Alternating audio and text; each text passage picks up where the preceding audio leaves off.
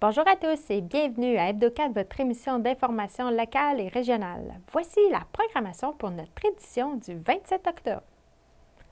La semaine des bibliothèques publiques, fleurir des jardins pour une bonne cause, la semaine québécoise de la réduction des déchets, une conférence de Revenu Québec pour les entreprises et le complexe sportif Marco-Sébastien Cyr, complètement rénové. Télévague vous souhaite une très bonne émission. Cette semaine, c'est la semaine des bibliothèques publiques. Nous avons rencontré Julie Blais, la directrice du réseau Biblio Gaspésie-les-Îles, pour en parler. Bonjour Julie. Bonjour! C'est une semaine spéciale pour les bibliothèques publiques? Oui, c'est une semaine spéciale. C'est la semaine des bibliothèques publiques du 19 au 26 octobre. Ça permet de mettre en lumière ces beaux lieux dans toutes les communautés de la région. Également, c'est pour mettre en vitrine toutes les activités qui se passent dans les bibliothèques publiques. C'est quoi votre thème cette année? C'est ma biblio aux 1001 visages. Pourquoi? La bibliothèque regorge de services offerts à la population. On va oublier l'idée d'entrepôt de livres, de lieux silencieux. La bibliothèque d'aujourd'hui, elle est active, inclusive et rassembleuse. C'est ça qu'on l'utilise durant cette semaine qui est toute spéciale, mais c'est à l'année qu'il se passe toutes sortes de choses dans les bibliothèques publiques. Puis ça, je suis fière de le dire, au niveau de la région, on est très dynamique. Dans la dernière année, il y a eu plus de 500 activités d'animation avec plus de 7700 participants. Il y a des nouveaux abonnés, surtout pour les ressources numériques. Donc, on voit qu'il y a une diversification de la clientèle. Qu'est-ce que je trouve important de dire, c'est que 35% des personnes qui fréquentent les bibliothèques publiques dans notre région, ce sont des jeunes. Donc, c'est une bonne nouvelle. Les jeunes viennent à la bibliothèque pour lire, mais également pour se divertir. OK. Puis, à part les livres, qu'est-ce que vous offrez aussi? À la bibliothèque, oui, il y a des livres, mais il y a des activités d'animation. Ça peut être des conférences, des heures du conte. Ça peut être, on peut faire des jeux de société. Il peut y avoir des jeux pour les jeunes enfants. Ça, c'est une offre qui est de plus en plus disponible dans toute la région. Et puis, il peut y avoir des spectacles. Il y a différentes choses. J'invite vraiment tous les gens à se déplacer à leur bibliothèque municipale pour voir, pour connaître qu'est-ce qui se passe. Avez-vous une idée, il y a combien de livres dans le réseau de la Gaspésie? Eh oui, il y a plus de 250 000 livres de disponibles. Donc, en valeur monétaire, c'est colossal. Qu'est-ce que ça représente? Tout ça est possible grâce à la participation du gouvernement, du réseau et des municipalités qui sont membres chez nous. Puis, je tiens à mettre en valeur un service qui est chouchou au réseau puis qui est bien important pour toute la région, c'est le service de prêt entre bibliothèques. Ce service-là, qu'est-ce qu'il permet? C'est que si un abonné se rend à la bibliothèque puis il n'y a pas le livre qu'il désire sur le rayon, à ce moment-là, le personnel de la bibliothèque nous achemine une demande au réseau. Et puis nous, dans 94 des cas, on s'assure que l'abonné va avoir le livre désiré entre les mains. Ça, c'est-tu le catalogue sur votre site Internet, ça? Oui, il y a le catalogue qui démontre toute l'offre diversifiée, mais vraiment le service de prêt, il faut que l'abonné se rende à son comptoir de prêt à la bibliothèque et puis en fasse la demande au personnel de la bibliothèque. C'est la façon la plus simple. C'est sûr qu'il peut y avoir un accès aussi à ces demandes-là par notre site web, mais je vous dirais que cette méthode-là est un petit peu moins utilisée. Qu'est-ce que vous faites pour inciter les jeunes de 0,5 ans à lire? Je pense que c'est un travail de communauté. C'est un travail avec les partenaires de CSSS, d'organismes communautaires. Je pense qu'il y a une belle vision là-dessus ici dans la région. C'est qu'il faut donner accès aux jeunes au bas âge le plus vite possible. Il faut leur donner accès aux livres. Puis tout ça commence par la famille également, par aller à la visite de sa bibliothèque pour voir tout ce qui est disponible et pouvoir faire des emprunts de livres. Sur votre site Internet, j'ai vu une section Biblio-santé. Ça s'adresse à qui, ça? Biblio-santé, ça s'adresse à tout le monde. C'est différentes thématiques de santé importantes qui ont été ciblées par des experts sur lesquels on donne plusieurs informations. Donc, exemple, l'Alzheimer, à ce moment-là, on donne des outils là, en lien avec cette thématique-là. Il peut y avoir des livres accessibles, mais également on donne accès à plein de ressources, soit en région ou à l'extérieur de la région. J'invite le grand public, là, autant les plus petits que les plus grands, à aller fréquenter leur bibliothèque publique. C'est un lieu accessible, de proximité, de qualité. C'est important de les fréquenter pour les sauvegarder. Bonne visite dans vos bibliothèques publiques. Merci. Merci. Ensemble, fleurissons notre hôtellerie Omer-Brazo. C'est le slogan d'un groupe de citoyens engagés pour l'Association du cancer de l'Est du Québec. Écoutons leurs propos. Si on voudrait représenter l'Association du cancer de l'Est du Québec en un seul mot, ça serait quoi le mot? Ça serait vraiment solidarité.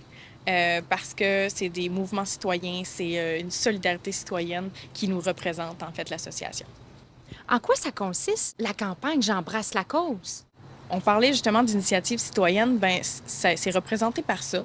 Que ce soit un événement sportif où les profits viennent à l'association, que ce soit un souper spaghetti, ou même un individu qui désire vendre des pantoufles, des toiles, des bijoux qu'il va fabriquer, il peut ensuite nous donner les profits de ces ventes-là. Donc, c'est un J'embrasse la cause. C'est accessible à tous, finalement. Puis si on décide de faire une campagne J'embrasse la cause, comment que les fonds sont répartis? C'est réparti selon les désirs de la personne qui va donner. Donc, que ce soit pour notre fonds d'aide financier, que ce soit pour la mission générale où on va l'appliquer dans l'hôtellerie. Cette année, on a voulu, oui, faire du jardinage, mais aussi faire une campagne de financement pour amasser des fonds. Justement, oui, pour embellir, mais aussi peut-être financer un peu plus d'infrastructures pour que les résidents soient un peu plus confortables à travers les espaces extérieurs.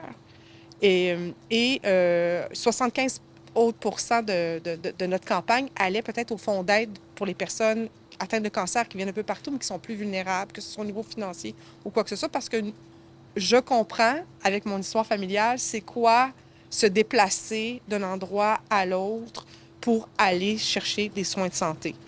Lors de votre campagne de financement, combien de fonds vous aviez ramassé?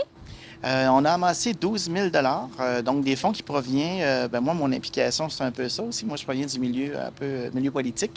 Donc, j'ai travaillé avec plusieurs personnes au niveau politique. Donc, on est allé chercher vraiment les députés fédéraux pour le Bas-Saint-Laurent, la Gaspésie. Avec les jardins, on a fait commanditer les espaces. Du 12 000 on gardait 25 pour le rehaussement des activités, puis des infrastructures. Puis le restant, donc 75 ça va au fonds d'aide pour personnes atteintes de cancer. En fait, le fonds d'aide financier, ça a plusieurs critères, mais c'est pour venir en aide aux gens atteints de cancer et leurs proches.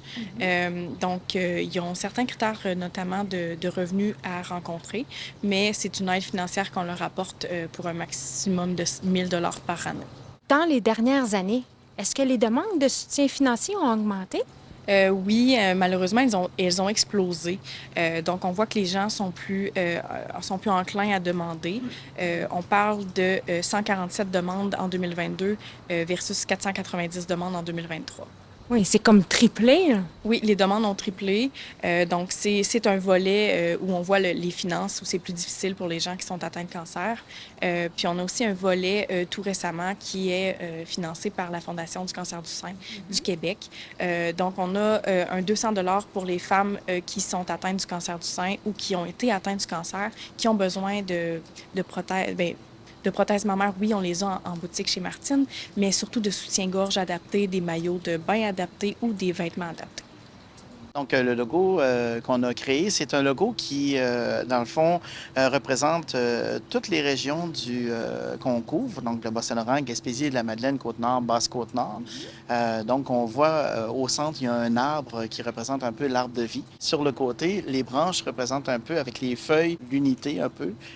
Puis, on voit les gens dans le bas qui représentent la communauté, si on veut, qui entoure cette personne-là de toute son énergie pour qu'elle puisse passer au travers de la crise qu'elle vit lorsque des maladies. C'est une équipe de bénévoles qui, à toutes les semaines, on se partage un horaire pour entretenir les bacs à fleurs, l'arrosage, l'engrais, enlever les plantes qui sont séchées, là, pour rendre les terrasses parfaites, le plus possible. Puis, est-ce que vous pensez refaire cette activité-là l'année prochaine? Et c'est sûr, si Dieu me prête vie, j'y serai, parce que c'est tellement important que l'environnement des gens qui habitent l'hôtellerie puissent profiter d'un bel environnement pour mettre un baume sur leur souffrance. Je crois que dans l'Est du Québec, que ce soit le Bas-Saint-Laurent, la Côte-Nord, la Gaspésie, même une partie du Nouveau-Brunswick, en tout cas, dans l'Est du Québec, on est une grande famille. On vit sur un vaste territoire, mais c'est important qu'on soit solidaires les uns les autres par rapport à notre développement, par rapport à nos identités, par notre partage. Mais ce que je peux dire aussi, c'est qu'en assemblant nos forces, en réunissant nos forces, on arrive à concrétiser. Et ça, je l'ai vu à travers, en fin de compte, l'Association du cancer de l'Est. Puis c'est sûr qu'avec le père emblématique que j'avais, c'est sûr que je vois qu'en portant action, on peut changer les choses. Bien, je dirais aux gens, tous ceux qui veulent s'impliquer de près ou de loin, par un J'embrasse la cause ou par du bénévolat, on invite tout le monde à venir finalement nous donner un coup de pouce. Même si c'est pas financier, là, un coup de pouce de temps aussi, c'est très apprécié. Puis on continue tous à travailler très fort pour la mission. Dans le cadre de la Semaine québécoise de réduction des déchets, Télévague a saisi l'occasion pour en discuter en profondeur avec Audrey-Maude Sauvé, chargée de projet à la Régie intermunicipale de traitement des matières résiduelles de la Gaspésie. D'après ses propos, chaque petit geste compte pour réduire notre empreinte écologique. Pourquoi ça a été créé, la Semaine québécoise de réduction de nos déchets? Et dans le fond, c'est pour vraiment sensibiliser la population à réduire les déchets. Il faut le faire tout le long de l'année, mais c'est vraiment le moment où on met l'emphase là-dessus pour que les gens se concentrent et réalisent que peut-être que je pourrais réutiliser cette matière-là pour faire autre chose au lieu de le mettre aux déchets. Ou pourquoi pas acheter sans emballage cette semaine, puis là, prendre une habitude par la suite. C'est quoi votre thème cette année? C'est consommer mieux, mais moins. Qu'est-ce qu'on peut faire comme geste concret là, pour réduire nos déchets? Par exemple, on peut l'acheter en vrac, donc sans emballage, de prendre exemple du shampoing en bord au lieu d'avoir une bouteille. C'est aussi non possible de les remplir. Amener sa tasse à café quand on va chercher notre café dans notre café local qu'on adore. Amener nos sacs d'épicerie, évidemment, même si c'est en papier, c'est recyclable. Quand on parle de déchets, on parle de toute matière aussi là, résiduelle. Dans le fond, on cherche à réduire pour réduire aussi les énergies que ça engendre, tout ça. Là. Parlez-moi donc des capsules qui ont été faites pour cette semaine de sensibilisation. Oui, dans le fond, c'est des capsules qui ont été faites par la Semaine québécoise de réduction des déchets, sont accessibles sur leur site Internet. Donc, on parle de utiliser la location, par exemple, aller à la bibliothèque louer des livres, louer des outils au lieu de l'acheter quand on en a juste besoin une fois, par exemple, de réparer nos objets, de réutiliser, de faire du réemploi et de partager aussi. Si moi, par exemple, cette semaine, j'avais besoin d'un pinceau pour badigeonner la viande, mais j'ai besoin juste une fois, pourquoi pas demander à ma collègue qui en a un puis qui ne l'utilisera pas cette semaine. Puis comme ça, tout le monde est content sans en avoir un de plus. En parlant de pratiques responsables, c'est quoi du feuillis recyclage? Et oui, du feuillis de recyclage, dans le fond, c'est de déchiqueter les feuilles mortes des arbres pour les laisser sur le terrain qui va faire du compost pendant l'hiver. Ça va permettre aussi de protéger le gazon avec entre la neige et le sol. Donc, c'est vraiment bien. Puis, c'est sûr que si on a trop de feuilles à la maison, c'est peut-être mieux d'en mettre dans le bac de compost là, pour qu'il soit composté ou d'utiliser la collecte des feuilles mortes. Mais c'est vraiment bon pour l'environnement de faire ça puis pour votre terrain. Vous avez même sorti un guide pour faire des fêtes d'Halloween écolo. Ben oui, on a fait ça. Dans le fond, on cherche des petits trucs pour encourager la population à penser un peu plus éco-responsable, puis dans les petits gestes qui sont de base. Tu sais, l'Halloween, mais on sait, on veut déguiser nos enfants, nous-mêmes aussi. Mais pourquoi pas opter pour des petites idées de façon de faire un geste plus écologique. Puis à la base aussi, les bonbons, mais il n'y a pas beaucoup de choix qu'on a à notre portée pour que ça soit plus écologique, à part acheter en vrac, mais ça peut, quand on passe aux maisons, avoir des bonbons en vrac, peut-être qu'on va se poser des questions. Donc, peut-être opter pour les costumes, le louer, l'emprunter à quelqu'un, le fabriquer. Donc, ça permet de voir d'autres options, peut-être éco-responsables. C'est quoi le concours que vous avez fait pour les écoles? Oui, dans le fond, il y a une bourse qui est remise aux écoles, à une école au Québec. Ça, c'est la SQRD qui fait ça. Excusez-moi, la SQRD, c'est la Semaine québécoise de réduction des déchets. Dans le fond, qui encourage un projet de réduction des déchets à la source, qui va remettre une bourse de 1 000 à l'école et qui va avoir le projet le plus innovateur. Dans vos MRC du Rocher-Percé et celle de la Côte-Gaspé, combien de tonnes de matière vous générez par année? En ce moment, on est à 48 000 tonnes par année, ce qui équivaut à 1,4 tonnes par personne, donc l'équivalent d'environ 5 gros ours noirs, si on peut vraiment avoir plus une image. Puis c'est 5,5 tonnes qui sont générées à l'heure dans le fond, dans les 2 MRC. Bien, on a vraiment progressé sur la réduction à la source. Là, au niveau de notre lieu d'enfouissement technique, on a gagné 5 ans sur sa durée de vie dans les 5 dernières années parce qu'on réduit. Donc oui, on parle de réduction des déchets, mais il faut voir aussi globalement. Donc autant le recyclage que le compost. Il y a beaucoup de matière, ça prend de l'extraction, de la production, donc c'est de l'énergie énorme. Donc en réduisant aussi autant les matières recyclables, en se disant, ben non, ça se recycle, c'est correct. Oui, c'est vrai, sauf que peut-être de pas en avoir, c'est aussi une bonne solution. Donc, de quand même continuer à pousser un peu plus. On est sur la bonne voie, il faut continuer. Bien, merci beaucoup. Merci à vous. Vous êtes un travailleur autonome ou un entrepreneur bien établi, vous êtes cordialement invité à une conférence avec un agent de Revenu Québec. Audrey Morin, agent de développement chez Accès Microcrédit Gaspésie-les-Îles, nous informe. Bonjour Audrey. Bonjour. Votre organisme Accès Microcrédit, à qui ça s'adresse? Bien, en fait, Accès Microcrédit Gaspésie-Îles-de-la-Madeleine, on offre nos services aux entrepreneurs de la région de la Gaspésie et des Îles-de-la-Madeleine. Donc, les entrepreneurs qui soient autant en phase d'idéation que des entrepreneurs qui sont en croissance dans leurs entreprises. Notre organisme, on offre des services d'accompagnement. Un de nos principaux services, c'est de l'accompagnement qui est gratuit pour les entrepreneurs de la région. Donc, on est une équipe de généralistes. Donc, on va offrir des services qui sont très vastes, tant au niveau, par exemple, de monter votre plan d'affaires, de vous aider à faire des prévisions financières. On va accompagner pas à pas l'entrepreneur en fonction des besoins qu'il nous nomme. On va également un peu faire du repérage avec l'entrepreneur au niveau des différents services qui s'offrent à lui, parce que oui, on en offre certains dont du financement aussi, mais il y a une vaste communauté qui soutient les entrepreneurs, donc on les aide à se démêler dans cet environnement-là. C'est quoi la conférence qu'il va y avoir prochainement? En fait, oui, merci de nous en parler. Donc, on offre une série d'ateliers qui va se faire le 5, 6 et 7 novembre. L'atelier le 5 novembre qui va se faire à New Richmond. Donc, ça faisait, je pense, 4 ans environ que Revenu Québec n'était pas venu en région. Donc, on les a invités et ils ont répondu à l'appel. Donc, ça va être des ateliers pour les travailleurs autonomes et les petites entreprises, vraiment démêler un peu les obligations fiscales d'un travailleur autonome, puis pour bien démarrer ou encore même remanier son entreprise pour être sûr qu'on répond bien aux différentes obligations. Après la conférence, est-ce que ça va être possible de poser des questions à l'agent de Revenu Québec? Bien, oui, tu le nommes bien. En effet, il va y avoir l'agent de Revenu Québec sur place. Donc, il va y avoir une bonne période de questions et de réponses qui va être disponible pour les entrepreneurs, même de brèves séances aussi personnalisées pour les entrepreneurs qui seront inscrits. Okay. Rappelez-moi donc la date puis le lieu.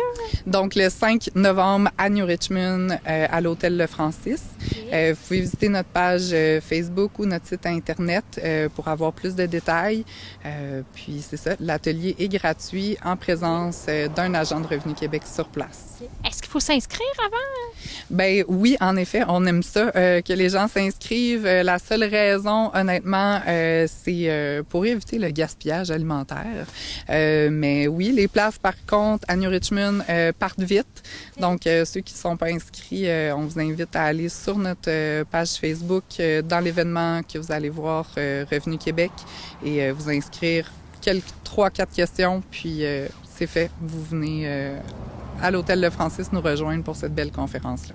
Depuis la création d'Accès Microcrédit Gaspésie-les-Îles, combien d'entrepreneurs vous avez accompagnés? En fait, ça fait bientôt 20 ans qu'Accès Microcrédit existe.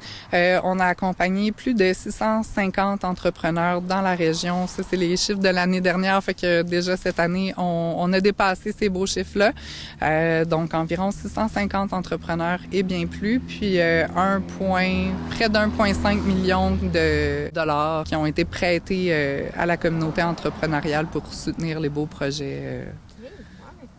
Quand même, qu'est-ce que vous diriez à quelqu'un qui voudrait partir en affaires, mais qui hésite? Ben en fait, je vous dirais de pas trop hésiter. Puis surtout, dans l'hésitation, c'est d'appeler, de bien vous entourer, que ça soit avec nous chez Accès Microcrédit, mais encore d'aller frapper aux portes des différents organismes de soutien à l'entrepreneuriat. À deux têtes, on réfléchit mieux, puis on peut amener le projet encore plus loin. Bien, merci. Merci à toi. Télévague vous offre un reportage sur le complexe sportif Marco-Sébastien Cyr, situé à Gascon, qui a été complètement rénové et agrandi. C'est avec fierté que Éric Huard, le directeur des loisirs, culture et tourisme à la municipalité de Port-Daniel-Gascon, nous présente les détails de toutes les activités qu'on peut y retrouver. Le complexe sportif situé à Gascon est complètement rénové et agrandi. Avez-vous eu de l'aide financière pour ça? Oui, on a eu de l'aide financière des deux paliers de gouvernement, le provincial et le fédéral, à hauteur de 4,3 millions approximativement. Et aussi, on a eu de l'aide du mouvement des jardins. Et aussi, on est dans l'espace, le pavillon St. Mary's. On a eu une aide financière de Ciment St. Mary's. À part la patinoire, qu'est-ce que vous avez comme installation qui est nouveau, là? On a, ici, on a l'entrée principale qui comprend la billetterie et le restaurant. On a agrandi cette aire-là. Derrière moi, on a les bureaux administratifs. On a le gym municipal, la salle de cours qui est le palestre et on a les vestiaires aussi. Puis à ma droite, c'est l'accès pour la patinoire. Qu'est-ce que vous avez fait comme amélioration pour le confort de la patinoire? Le confort de la patinoire, on a ajouté un système de chauffage, climatisation, chauffage et déshumidification. Okay. Avez-vous fait une amélioration aussi pour l'efficacité énergétique de la bâtisse? Oui, la bâtisse, ce qu'on appelle maintenant des bâtisses intelligentes. Fait que tout est informatisé maintenant. Quand il y a des périodes d'occupation et de non-occupation, le système détecte et ajuste le chauffage ou la climatisation en fonction du nombre de personnes qu'on a dans le bâtiment. Okay. Votre salle de cours est assez occupée du lundi au jeudi. Ah oui, les cours, on a de la gymnastique pour les plus petits, de la gymnastique pour les plus grands, on a du crossfit, on a du cardio, on a du step, on a du yoga. On a aussi pour les aînés qui est programme Vie active, qui est gratuit. C'est les jeudis après-midi sur inscription. C'est des exercices sur chaise. Oui, puis on a de la danse latine aussi à l'intérieur et la danse d'Annie-Pierre qui offre des cours aussi. Patinage libre, c'est presque à tous les jours. Soit c'est le 0-5 ans. 0-5 ans, ils peuvent venir avec leur poussette, les mamans, les grands-parents. On a du patinage libre aussi pour les 55 ans et plus. On a du patinage libre pour tous. Le hockey libre, lui, c'est seulement casque, visière, protège-cou, gants, patins, hockey. C'est que le monde s'amuse, ils se font des passes, on met les 4 buts sur la glace. S'il y a trop de monde, on les divise. On va envoyer les plus jeunes sur un côté, les plus vieux sur un autre côté. Mais le but, c'est pas de jouer une partie de hockey. C'est plus faire des habiletés avec la rondelle. Puis ce qui est le fun, c'est qu'on voit les parents ou les plus vieux, mettons, ils font des passes avec les plus jeunes. Le patinage libre pour les aînés, les 55 ans, c'est 2 $ d'admission. Le 0,5 ans, c'est gratuit. Après ça, jusqu'à 18 ans, c'est 2 $ et après ça, pour les adultes, c'est 3 $. Le gym, c'est une des pièces maîtresses, je dirais, là, du centre sportif. C'est un gym complètement neuf, rénové. On est tous dans la marque Hoist. Le gym est ouvert de 5 h le matin à 22 h le soir. On doit quitter pour 22 h. Dernière entrée est à 21 h. Le monde sont stupéfaits, là. Ils trouvent ça beau, propre, surtout la propreté. Ce qu'on a beaucoup de commentaires, c'est la propreté des lieux. Puis les machines sont extraordinaires. Au printemps, quand vous fermez la patinoire, il va y avoir des activités sur la surface? Oui, cette année, on a monté la surface multisport en mai. C'est tout décoré, ligné. Là-dedans, on a 3 terrains de badminton, 2 terrains de pickleball, 1 terrain de volleyball, un demi-terrain, c'est du basket de rue. C'est un demi-terrain de basket. Puis on a 2 terrains de tennis à l'intérieur, puis un anneau de course et marche. Donc, les activités sont sont selon l'horaire. Aussitôt que la glace est défaite, à la fin mars, on installe notre surface multisport, puis c'est ouvert de 1h à 21h. Faites-vous du prêt d'équipement pour les activités?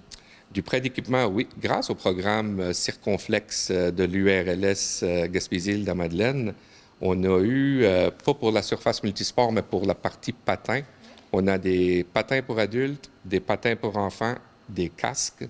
Tout ça, c'est prêté gratuitement. Donc, les personnes qui veulent venir essayer un sport peuvent venir, il n'y a aucun frais pour ça. Puis, pour la surface multisport, bien, avec le programme de Desjardins, on a ça a été subventionné. Ça fait que tu peux pratiquer le sport que tu veux sans avoir de matériel. Pickleball, c'est fourni. Badminton, raquettes, volant. Volleyball, on a une dizaine de ballons. Basket, on a une dizaine aussi. Terrain de tennis, on a les raquettes. Fait que pour essayer un sport, il n'y a pas d'excuse. À part dans les Gascons, il n'y a pas d'excuse pour ne pas pratiquer de sport chez nous. C'est où qu'on peut voir toute votre programmation? La programmation est disponible sur le site web de la municipalité, qui est le www.munpdg.ca, ou le service des loisirs de la municipalité à la page Facebook, qui est Loisirs, Culture et Tourisme. Vous avez une activité pour l'Halloween? Oui, on a le disco patin qui s'en vient, qui est le 30 octobre. Il va y avoir une partie avec les plus jeunes, les 0-5 ans. C'est un party de disco déguisé. Bien sûr, pour des règles de sécurité, le masque est interdit, le masque complet. On peut avoir le visage dessiné, peinturé, mais on ne peut pas avoir un masque complet pour des raisons de sécurité. Et ensuite, c'est pour tous, ados, adultes, jusqu'à 21h. Télévague vous souhaite une joyeuse Halloween. Profitez de cette soirée tout en étant prudent lors de vos déplacements le soir de la collecte des bonbons. N'oubliez pas de vérifier vos friandises avant de les déguster et de rester ensemble lors de vos aventures pour une soirée mémorable et sécuritaire. Après l'Halloween, apportez vos citrouilles au bioparc. Elles serviront de nourriture ou d'amusement pour les animaux, leur donnant ainsi une deuxième vie utile. Attention, votre citrouille doit être 100% naturelle, exempt de peinture ou traité à un produit chimique. Les citrouilles peuvent être déposées au bioparc à la porte grillagée numéro 1. Pour remercier les fidèlement motoneigistes et afin de marquer le 50e anniversaire de la Fédération des clubs de motoneigistes du Québec, il y aura une deuxième prévente unique et exclusive pour l'achat des droits d'accès annuels du 1er au 31 octobre 2024. Cette première prévente offre un rabais exclusif de 115 $ sur le tarif régulier en saison. Vous pourriez donc vous procurer votre droit d'accès annuel à 415 $ durant cette période. Cette initiative vise à offrir aux membres la possibilité de profiter de tarifs avantageux tout en planifiant leur aventure hivernale à l'avance. Ceci conclut notre édition d'Hebdo4 du 27 octobre. Merci beaucoup pour votre écoute et on se donne rendez-vous la semaine prochaine pour une nouvelle émission. Télévague vous souhaite une bonne semaine à tous.